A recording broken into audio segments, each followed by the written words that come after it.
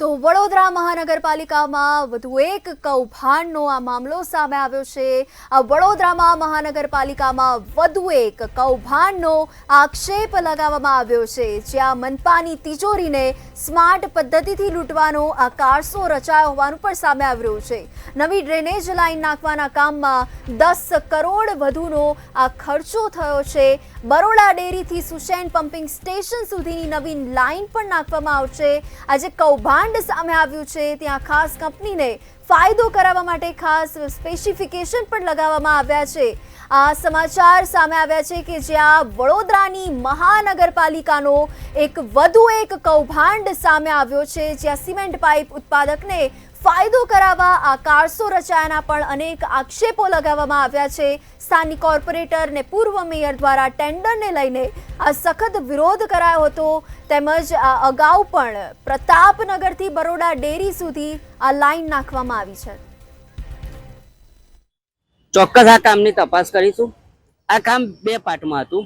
એક પ્રતાપનગરથી બરોડા ડેરી અને બરોડા ડેરીથી સુસન, એટલે જે પ્રતાપનગરથી લઈને સુસન સુધીમાં જે વર્ષો જૂની લાઈન છે, આજે 40-50 વર્ષ, એના લીધે લાઈન ક્રોસ થઈ ગયેલી।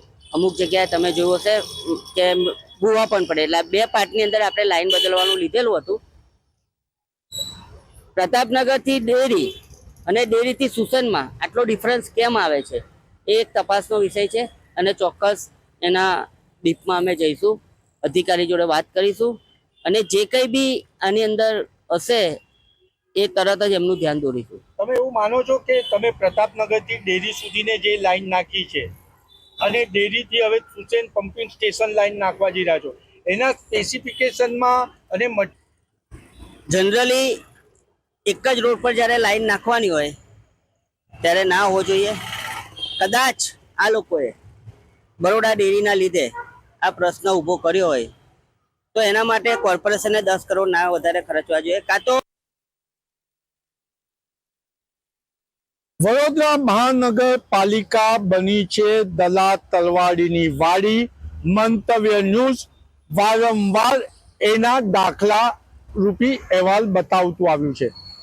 આજે આવો જ વડોદરા મહાનગરપાલિકાને તિજોરી લૂંટવાનો કારસો કોન્ટ્રાક્ટર, કન્સલ્ટન્ટ, અધિકારી અને રાજકીય નેતાએ રચ્યો હોવાનો વિદ્વાન વકીલ શૈલેષ અમીને આક્ષેપ કર્યા છે। આપણે સીધું જ શૈલેષ અમીને પૂછીશું, શું કહો છો? વડોદરા મહાનગરપાલિકા દલા તલવાડીની વાડી બની ચૂકી છે અને તિજોરી લૂંટવાનો કારસો છે, તમે આવું કેમ કહી રહ્યા છો?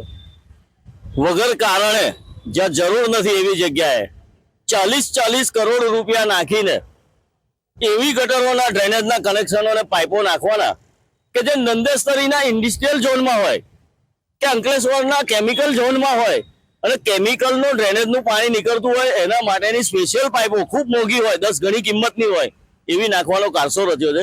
ખરેખર જોવા જઈએ તો બરોડા ડેરીથી સુએજ ટ્રીટમેન્ટ પ્લાન્ટ સુધીની જે આ પુશ મેથડથી ડ્રેનેજ લાઈન નાખવાનું ટેન્ડર આવ્યું છે, આ ટેન્ડર લાઈનમાં જોઈએ તો બરોડા ડેરીની આગળની મેઇન ચેમ્બર છે એ કોઈ દિવસ ઉભરાતી નથી, ભરાતી નથી, કે ત્યાં આગળ કોઈ કમ્પ્લેન નથી, કે સુસન સુધી કોઈ જગ્યાએ ડ્રેનેજની કમ્પ્લેન નથી। બધી જ ચેમ્બરોના લેવલ અપસ્ટ્રીમ લો કે ડાઉનસ્ટ્રીમ લો લેવલો એકદમ નીચા જ રહેલા હોય છે। અહીં આગળ નથી ભૂવા પડ્યા, નથી લોકોની ફરિયાદ કે ગટર પાણી બેક મારે છે, તેમ છતાં પણ અહીં 40 કરોડનું એક ટેન્ડર રજૂ કરવામાં આવ્યું છે, ને જે 18 તારીખે કદાચ મંજૂર પણ કરી દીધું હશે એવું લાગે છે। અને આ ટેન્ડરમાં ખાસ કરીને તો કહીએ તો જે પાઇપલાઇનો પુશ મેથડથી નાખવાની છે એમાં એક MS ની કેસિંગ નાખવાની હોય, કેમ કે માટીની અંદર કોતરીને અંદર નાખવાની હોય છે, તો કેસિંગની લાઈન નાખવાની હોય છે।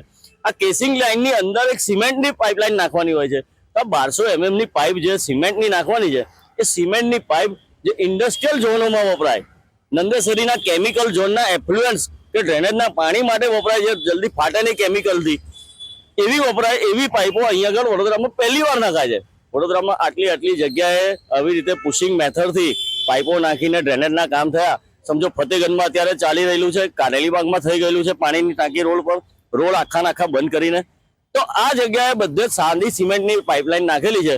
અહીં આગળ જે 10 ગણી કિંમતની કેમિકલ માટેની પાઇપલાઇન જે જૂજ લોકો બનાવે, એ જૂજ લોકો બનાવે ત્યારે આવા માણસો પાસેથી સેટ કરવામાં આવે, જેમ ફાયર વિભાગમાં સેટ કરેલું છે કે 20% કમિશન આપજો તો તમારી પાઇપ લઈ લઈશું, તો એની પાઇપો નાખવાની છે વગર કારણે. એક તો ટેન્ડર ઊભું કરવાનું અને આવી પાઇપો નાખવાનો કારસો રચાયેલો છે, જેની સામે મ્યુનિસિપલ કમિશનર, જે અત્યારે મ્યુનિસિપલ કમિશનર કહેવાય છે કે ખૂબ કાર્યક્ષમ છે અને ભ્રષ્ટાચારની વિરુદ્ધ ધ્યાન આપે છે, તો મ્યુનિસિપલ કમિશનરની જાણ બહાર આ બધો કારસો રચાઈ ગયો એવું લાગે છે, તો એની પર પણ તપાસ થવી જોઈએ. આમાં કોણ કોણ સંડોવાયેલા હોઈ શકે? આમાં સૌથી પહેલા તો આ ઇન્ડેન્ટ બનાવનાર, કે અહીંયા ડ્રેનેજની જરૂર છે એવી ઇન્ડેન્ટ જેને બનાવ્યો, ડ્રેનેજની આ પુશિંગ લાઈન, એક બી ફરિયાદ વગર જેને બનાવ્યો એની જવાબદારી છે, સૌથી સંડોવાયેલો છે. 2 નંબરમાં આ જેને ટેન્ડરની ડિઝાઇન કરી, ડિઝાઇનમાં એમએસની પાઇપલાઇનની અંદર જે સિમેન્ટની લાઈન નાખવાની, તો આઈએસ સ્ટાન્ડર્ડના જે ચોક્કસ કેમિકલના સ્ટાન્ડર્ડ વાળી પાઇપલાઇન નક્કી કરી, એ નક્કી કરનાર એટલા જવાબદાર છે. આ ટેન્ડરને મંજૂર કરનાર પણ અજાણ્યા લોકો છે, એમને એવું કહે છે કે અમને અક્કલ નથી, માત્ર કમિશનની જ ખબર પડે છે, એ લોકો પણ એટલા જ જવાબદાર છે. અને એના જે બી ધારાધોરણમાં નક્કી કરનાર પ્રોજેક્ટ મેનેજમેન્ટ કન્સલ્ટન્ટ રખાતા હોય તો એ પણ એટલા જ જવાબદાર છે. એટલે 40 કરોડ રૂપિયાનું ટેન્ડર બહાર પાડી દેવામાં આવ્યું, અને જે રીતના વિદ્વાન વકીલ કહી રહ્યા છે કે અહીંયા કોઈ જગ્યાએ જરૂરિયાત નથી. હવે આ બાબતમાં તો એવું પણ કહી શકાય કે વોર્ડનો સ્થાનિક કાઉન્સિલર અને સિટી એન્જિનિયર, જે આ વિસ્તારના ડેપ્યુટી કમિશનર પણ છે, તેમની પણ ભાગીદારી હોય એવો આક્ષેપ થયા છે. અને વોર્ડ 17 આવતું હોય તો શું વોર્ડ નંબર 17 કાઉન્સિલરોની ભાગીદારી છે? જવાબ તો આપવા રહ્યા. કેમેરામેન મિલિંદ મેલે સાથે નિલેશ બ્રહ્મભટ્ટ, મંતવ્ય ન્યૂઝ વડોદરા.